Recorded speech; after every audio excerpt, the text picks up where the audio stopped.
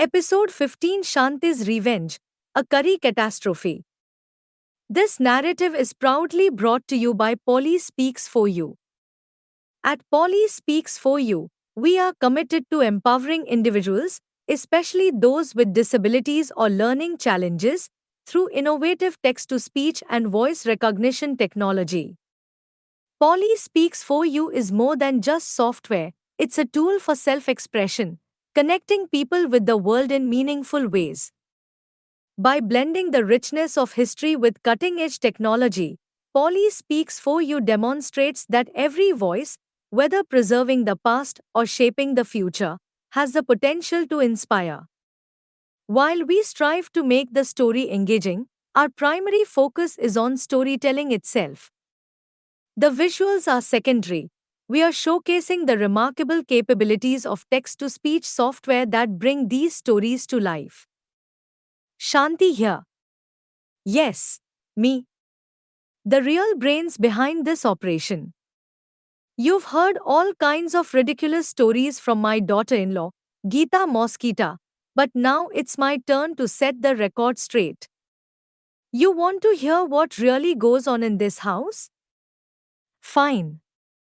Buckle up, because I'm about to tell you how I single-handedly saved the reputation of this family, and all, when Geeta nearly burned down the kitchen during National Curry Week. It all started when Geeta, in her usual overconfident manner, decided to take part in the Chatsworth National Curry Week cook-off. Now, I've seen Geeta cook, and let me tell you, the only thing she's good at is setting off the smoke alarm. But did she listen to me when I warned her?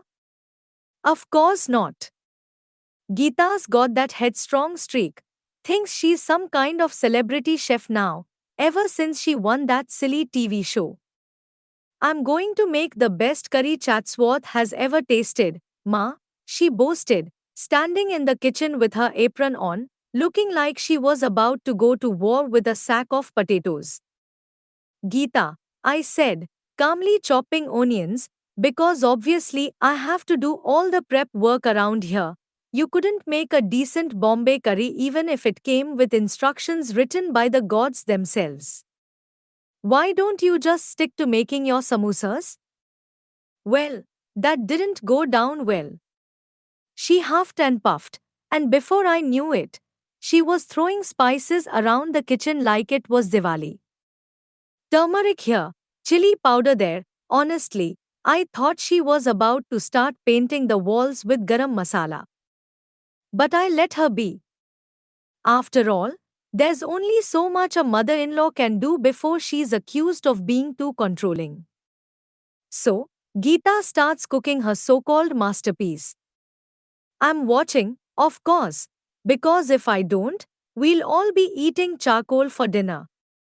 Everything was going fine, well, fine-ish, until she decided to fry the spices. Now, if you know anything about curry, which Geeta clearly doesn't, frying the spices is the most delicate part. You need just the right heat, just the right timing, and of course, you need to know what you're doing. Spoiler alert, Geeta did not know what she was doing.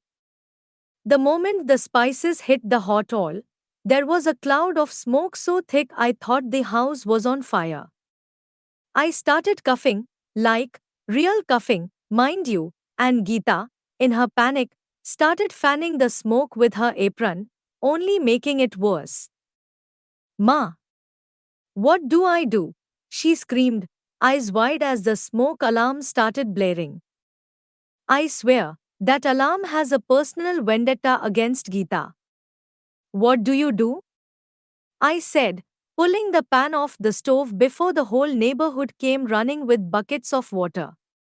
You leave the cooking to me, that's what you do. But did she listen?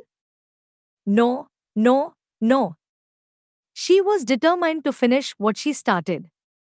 I can do this, Ma, she cried, grabbing the pan from my hands. And that's when the disaster happened. In her rush to prove herself, Geeta knocked over a ball of yogurt right into the frying pan. You know what happens when yogurt hits hot oil? Boom! The oil splattered everywhere, on the stove, on the counter, on me. I looked like I'd been through a food fight, except this time there were no ladus in sight, just scalding hot yogurt.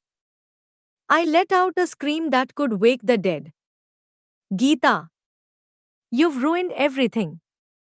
Oh no, oh no, oh no, she kept repeating, like a broken record, while she tried to clean up the mess with a kitchen towel.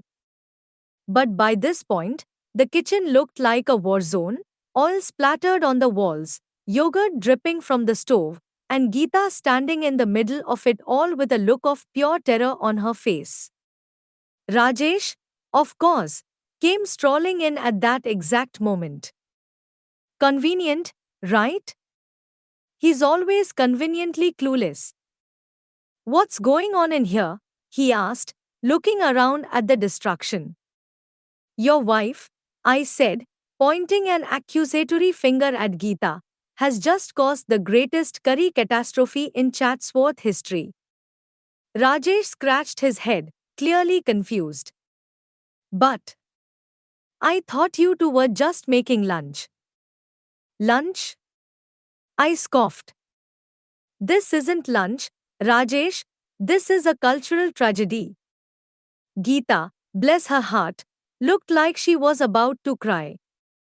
I'm sorry, Ma. I just wanted to make you proud.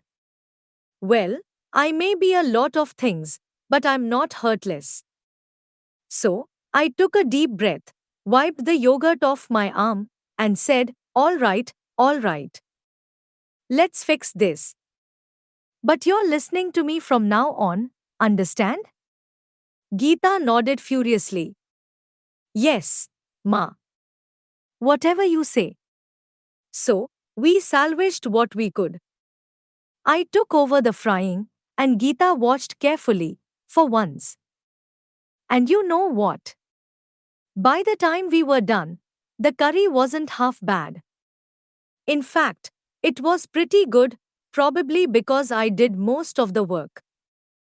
But we won't talk about that. The real highlight of the day? When Rajesh, who still had no idea what was going on, sat down to eat, took one bite, and said, Wow, Geeta, this is the best curry you've ever made. I shot him a look so sharp it could cut through steel. Rajesh, I said, you're lucky I don't throw this curry in your face. So that's how I, Shanti Mosquita, saved National Curry Week from total disaster. And all. Honestly, this family would fall apart without me. Now, if you'll excuse me, I'm going to go make myself a cup of real coffee. Because as we all know, Jacobs is the only thing that's going to get me through living with Geeta Mosquita. Stay tuned for the next episode, where Geeta somehow ropes me into helping her bake a cake. Spoiler alert, it doesn't end well.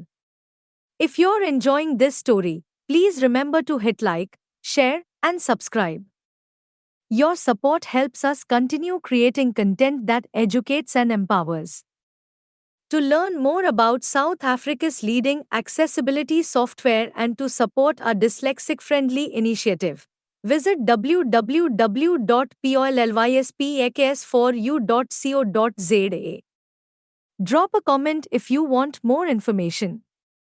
Thank you for watching this video.